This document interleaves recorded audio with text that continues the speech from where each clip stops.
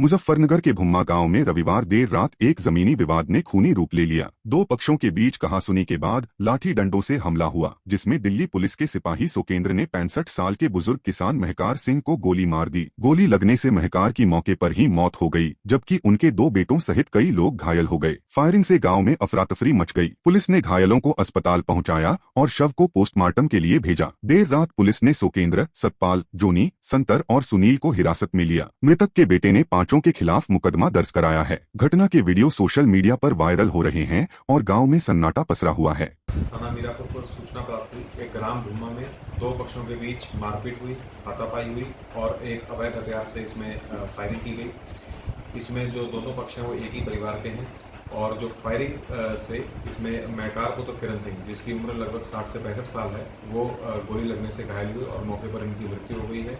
इसमें मृतक को तत्काल जो है पंचायतनामा पोस्टमार्टम की कार्रवाई की गई और जो घायल हैं उनको मेडिकल उपचार हेतु भेजा गया है। मृतक के परिवार से तहरीर प्राप्त कर सुसंगत धाराओं में थाना मीरापुर पर अभियोग पंजीकृत किया जा रहा है।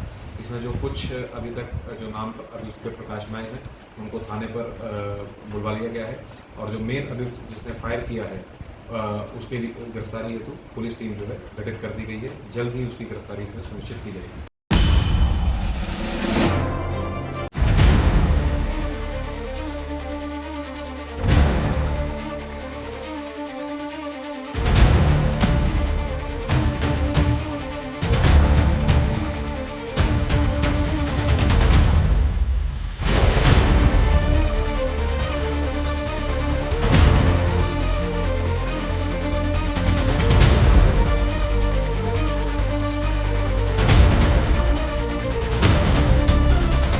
मुजफ्फरनगर के शोरम गांव में शनिवार देर रात करीब 10:30 बजे एक मामूली कहासुनी ने खतरनाक रूप ले लिया। दबंगों ने रात के अंधेरे में पीड़ित परिवार पर फिल्मी अंदाज में कई राउंड फायरिंग की और सड़कों पर बाइक, कार और पैदल चलते हुए गाली गलौज के साथ उत्पात मचाया। फायरिंग की सूचना पर पुलिस मौके पर पहुंची, लेकिन तब तक आरोपी फरार हो चुके थे। सोमवार को इस घटना के वायरल वीडियो सामने आए, जिनमें एक वीडियो में आरोपी खुलेआम फायरिंग करते दिख रहे हैं। पीड़ित पक्ष द्वारा दिए गए सीसीटीवी फुटेज से साफ है कि मामला संगीन है और आरोपी पुलिस कार्रवाई के बावजूद बेखौफ हैं। वायरल वीडियो के बाद पीड़ितों में न्याय की उम्मीद जगी है, लेकिन पुलिस का अभी तक कोई आधिकारिक बयान नहीं आया है।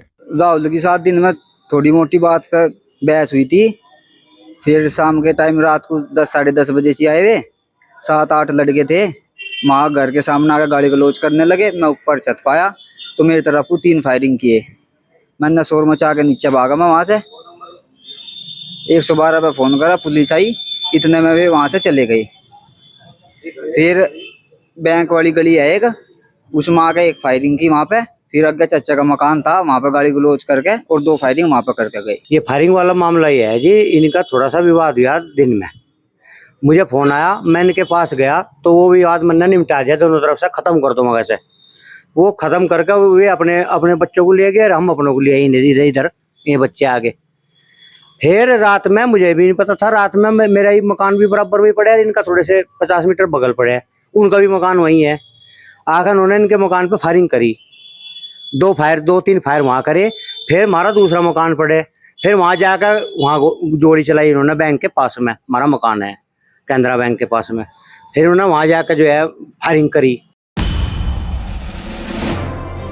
मुजफ्फरनगर के भोपा थाना क्षेत्र के मोरना में रविवार को पुलिस ने अवैध मस्जिद निर्माण पर सख्त कार्रवाई की। अनुमति के बिना बन रही इस मस्जिद को जिला प्रशासन और पुलिस ने जांच के बाद सील कर दिया। मौके से मस्जिद संरक्षक नियाजुद्दीन और प्लाट मालिक यूनुस को गिरफ्तार कर बीएनएस की धारा 170 के तहत जेल भेजा गया। एसपी ग्रामीण आदित्य बंसल ने बताया कि उत्तर प्रदेश में बिना अनुमति धार्मिक स्थल बनाना अवैध है। सूचना मिलने पर तहसीलदार की टीम ने जांच की और शांति भंग करने के आरोप में दोनों पर कार्रवाई की गई। यह कार्रवाई नियमों के उल्लंघन को रोकने के लिए की गई है।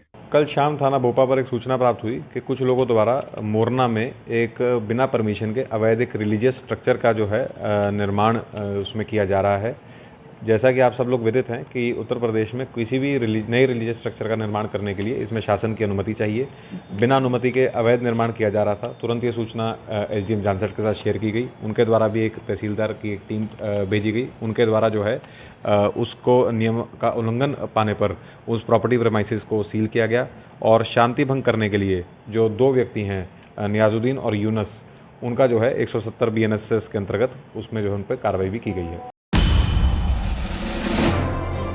मुजफ्फरनगर के मंसूरपुर थाना पुलिस ने रविवार रात अंतर्राज्यीय वाहन चोर गिरोह के खिलाफ बड़ी कार्रवाई की। पुलिस लाइन में आयोजित प्रेस कॉन्फ्रेंस में एसपी सिटी सत्यनारायण प्रजापत ने जानकारी देते हुए बताया कि पुलिस ने बेगराजपुर की बंद पड़ी पालीवाल फैक्ट्री में छापा मारा, जहां 2 चोरों वाहिद उर्फ डॉक्टर वाहिद और आसिफ को मुठभेड़ के बाद गिरफ्तार किया गया। चोरों ने पुलिस पर फायरिंग की। जवाबी कार्रवाई में वाहिद घायल हुआ। पुलिस ने उनके कब्जे से 2 क्रेटा कार, 1 सेल्टोस कार, 2 तमंचे और चोरी का पैड बरामद किया। पूछताछ में चोरों ने बताया कि वे दिल्ली से गाड़ियां चुराकर इंजन चैसिस नंबर बदलकर बेचते थे। कल थाना क्षेत्र मंसूरपुर में एक पुलिस मुठभेड़ हुई थी, जहां पे क्रिमिनल इंटेलिजेंस के आधार पर एक गाड़ी चोरी करने वाले 4 व्हीलर गाड़ियां, हाई एंड जो गाड़ियां रहती हैं, इनको चोरी करने वाले एक वाहन जो वाहन चोर गिरोह है, इसके कुछ मेंबर्स और वहां इनके द्वारा रखी गई गाड़ियों के होने की सूचना प्राप्त हुई थी। इसके आधार पर वहां एक पुलिस मुठभेड़ हुई थी।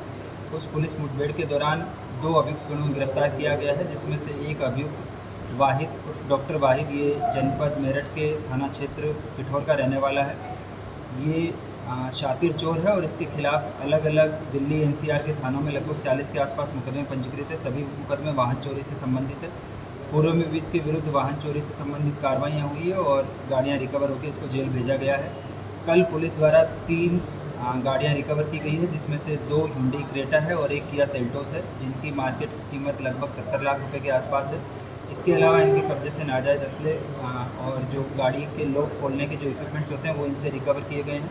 इसका जो दूसरा साथी है, ये भी इसके साथ गिरफ्तार किया गया है, अब्दुल सत्तार।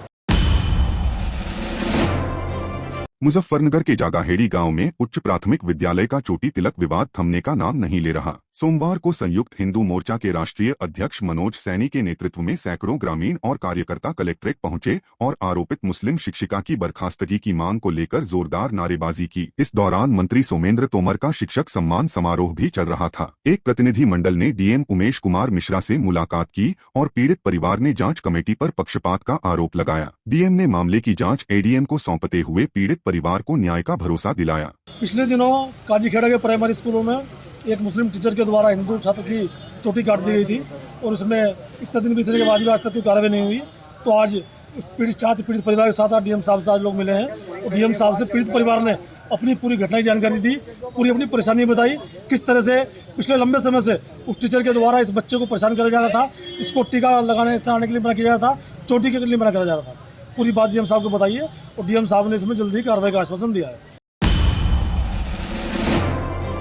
मुजफ्फरनगर से एक दिल छूने वाली कहानी सामने आई है। सोमवार को शामली रोड पर स्थित काशीराम आवासीय कॉलोनी में रहने वाला 8वीं कक्षा का छात्र शिवम शर्मा अपने घर की खस्ता हालत को ठीक कराने की गुहार लेकर डीएम ऑफिस पहुंचा। शिवम के पिता एक रिक्शा चालक हैं और बीमारी के कारण काम नहीं कर पा रहे। घर की मरम्मत के लिए शिवम अकेले ही मदद मांगने निकला। डीएम से मुलाकात नहीं हो सकी, लेकिन एसडीएम अपूर्वा यादव ने उसकी बात ध्यान से सुनी और तुरंत कार्रवाई के निर्देश दिए। इस मासूम बच्चे की हिम्मत और प्रशासन की संवेदनशीलता ने सबका दिल जीत लिया। ऐसी कहानियां हमें समाज में विश्वास और उम्मीद जगाती हैं।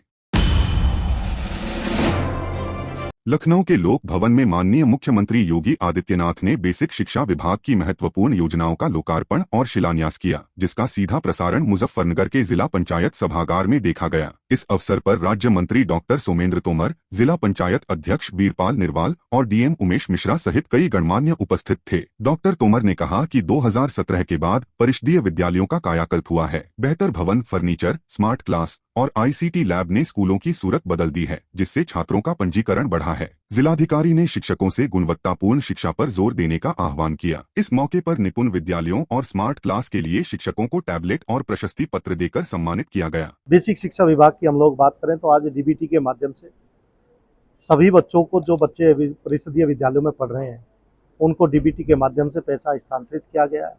और माननीय मुख्यमंत्री जी ने भविष्य को लेकर ये भी योजनाएं दी हैं कि प्रत्येक विधानसभा में एक हम लोग आदर्श विद्यालय, जहां पहली से लेकर 12th क्लास तक बच्चे वहीं पर एक ही कैंपस में पढ़ सकते हैं। आज हम देख सकते हैं कि परिषदीय विद्यालय जो 2017 से पहले बदहाल स्थिति में थे, आज माननीय मुख्यमंत्री जी के निर्देशन में आज सभी स्कूलों की उनकी दशा और दिशा बदली है। आज जब हम बच्चों को देखते हैं तो चाहे आधारशिला लैब के माध्यम से आज वो बच्चे एक अच्छी शिक्षा प्राप्त कर रहे हैं और एक अच्छे माहौल में उनको शिक्षा ग्रहण करने का अवसर मिल रहा है। गुजरात के दाहोद में प्रधानमंत्री नरेंद्र मोदी ने 24,000 करोड़ रुपए की विकास परियोजनाओं का उद्घाटन और शिलान्यास किया। इस दौरान उन्होंने ऑपरेशन सिंदूर का जिक्र करते हुए कहा कि आतंकवादियों ने 140 करोड़ भारतीयों को चुनौती दी थी, लेकिन मोदी ने वही किया जिसके लिए देश ने मुझे चुना। पीएम ने तीनों सेनाओं को खुली छूट दी। तिरंगे के आन बान शान का जरा सोचिए, बाल बच्चों के सामने पिता को गोली मार दी। आज भी वो तस्वीरें देखते हैं तो खून खौल जाता है। आतंकवादियों ने 140 करोड़ भारतीयों को चुनौती दी थी, इसलिए मोदी ने वही किया जिसके लिए देशवासियों ने, आपने मुझे प्रधान सेवक की जिम्मेदारी दी। मोदी ने अपनी तीनों सेनाओं को खुली छूट दी और हमारे शूरवीर ने वो कर दिखाया जो दुनिया ने पिछले कई दशकों से नहीं देखा था। हमने सीमा पार चल रहे आतंक के 9 सबसे बड़े आतंकी ठिकाने उनको ढूंढ निकाला, अता पता पक्का कर लिया और 22 तारीख को उन्होंने जो खेल खेला था, 6 तारीख रात को 22 मिनट में हमने उनको मिट्टी में मिला दिया। जम्मू कश्मीर के पुंछ जिले के करमाड़ा गांव में भारत पाकिस्तान नियंत्रण रेखा पर रहने वाले ग्रामीण नए बंकरों की मांग कर रहे हैं। पुराने बंकरों की हालत पाकिस्तानी गोलीबारी के कारण खस्ता हो चुकी है। ग्रामीणों का कहना है कि अगर दोबारा गोलीबारी हुई तो उनके पास सुरक्षित ठिकाना नहीं होगा। गरीब ग्रामीणों ने सरकार से मदद की गुहार लगाई है ताकि नए और मजबूत बंकर बनाए जाएं, जो उनकी सुरक्षा सुनिश्चित कर सकें। सर, मेरी ये बात है कि यहाँ पे जो गवर्नमेंट ने बंकर बनाए, हम गवर्नमेंट का बहुत शुक्रिया अदा करते हैं कि उन्होंने अच्छा फैसला लिया, हम बंकर बनाए। लेकिन कुछ बंकर ऐसे हैं जिनकी रहने के काबिल उनकी हालत ही नहीं है। सर, आपने अभी ये बंकर देखा है, इसमें मटेरियल भी इतना अच्छा नहीं लगा। जब इसका काम चल रहा था तो तब हमने महकमा वालों को 3 बार कंप्लेंट की। उसके बाद AW इम्तियाज साहब यहाँ मौके पे आए, उन्होंने बोला कि हम इसको ठीक करवाएंगे, लेकिन अभी तक इसकी हालत ऐसी है। जिस दिन शेलिंग हुई उस दिन रात को इसके अंदर 40 से 45 आदमी बैठे हुए थे। इसके साइड पे एक शेल लगा जिसकी वजह से आपने देखा अंदर कितना मलबा गिरा हुआ है। मेरी यही रिक्वेस्ट है कि इसकी इंक्वायरी हो। अभी तक ये इनकम्प्लीट है, पैसा जो ठेकेदार ने पूरा ले लिया है। इसके दरवाजे भी नहीं है, टैंकी और बाथरूम तक अभी पूरा अनकम्प्लीट है, बना हुआ नहीं है। हमने बहुत बार महकमा वालों से अपील भी की, लेकिन वो कुछ उनके कानों तक जूं तक नहीं रेंग रही है। मेरी यही रिक्वेस्ट है आपके माध्यम से, मैं आपका शुक्रिया अदा करता हूँ, आप यहाँ पे पहुँचे हैं। आपके माध्यम से यही रिक्वेस्ट है कि इसकी इंक्वायरी हो, इसको ठीक करवा जाए। नए बंकर तो बन रहे हैं, लेकिन जो पुराने कमेटी बंकर बने हुए हैं इनकी हालत ही ख़राब है। इनको सुधारा जाए, लोगों को रहने के काबिल बनाया जाए। जनाब, ये बंकर बनाया था वो मुंशी ताज ने भरा ने, वो पटवारी ने भरा थी, उस बनाया ये, मगर इसने बिजवाया कुछ नहीं, छड़ी खाली रेत मामूली सीमेंट सट कर दीवार ढांचा खड़ा किया। तो इसने भी जनाब उस दिन हम 40-50 आदमी थे, तो वो सेल गिरा इधर, तो इसका पूरा मटीरियल नीचे गिरा। एक की पटास अंदर हो गया, रवास पटास सब बच्चे लगे चींकन।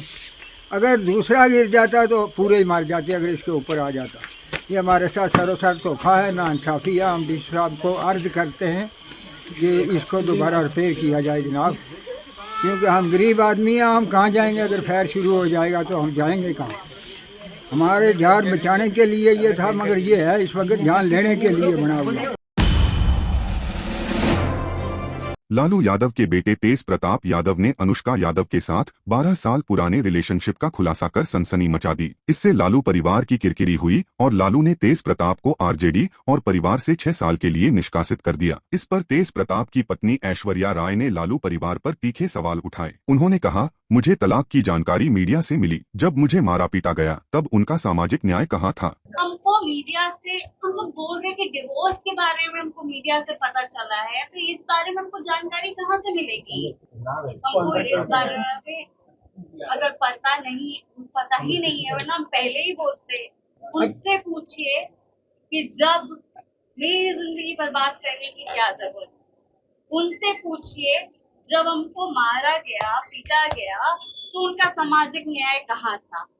उनसे पूछिए कि मेरा क्या होगा। अब तो बोल रहे कि बेटे को निकाल दिया, बोल रहे भाई को निकाल दिया, मेरा क्या होगा उनसे ये पूछिए। क्यों हमको मारा गया, क्यों हमको बोला गया कि ये करती है, ये होता है, ऐसा होता है, वैसा होता है। उनसे सवाल पूछिए कि मेरा क्या होगा। ये तो हर चीज में मेरे ही ऊपर डाल देते हैं। ये तो आप 7 साल से देख रहे हैं, सब चीज में तो हम ही कर रहे हैं। इन लोगों का 12 साल से, आपको भूल गया ना कि 12 साल से है, तो इनको पता नहीं होगा, इनको पता नहीं होगा लालू जी, राबड़ी देवी जी को और तेजस्वी जी को ये पता नहीं होगा। हर चीज हम कैसे कर देते हैं, हर चीज। लड़की का इज्जत उछालना बहुत आसान है, इसीलिए क्योंकि अपनी बेटे की गलतियों को छुपाने के लिए लड़की पे इल्जाम डाल देते हैं। ये सारे मिले हुए रहते हैं, सब मिले हुए रहते हैं, एवरीबॉडी इज टुगेदर। और ये लोग कोई अभी जो नाटक कर रहे हैं ना कि निकाल दिया, ये कर दिया, वो कर दिया, सामाजिक न्याय, मेरा सामाजिक न्याय कब करेंगे, क्या किए। अब वो जवाब दे। हम तो दे ही रहे, हम तो लड़ ही रहे कोर्ट में, और हम आगे भी लड़ेंगे। अब वो बताएं।